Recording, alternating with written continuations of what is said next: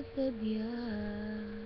Kung may nasabi man ako, init lang ng ulo, pipilitin kong magbago. Pangako sa iyo, sorry na. Nakikinig ka ba?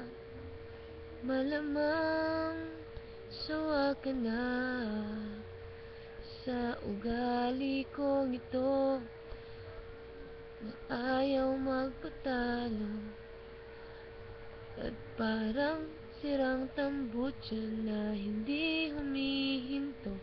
Sorry na talaga kung ako'y medyo tanga. Hindi ako nag-iisip, nauuna ang galit. Sorry na talaga sa aking nagawa. Tanggap ko ng mali ako, wag sanang magtampo. Sorry na.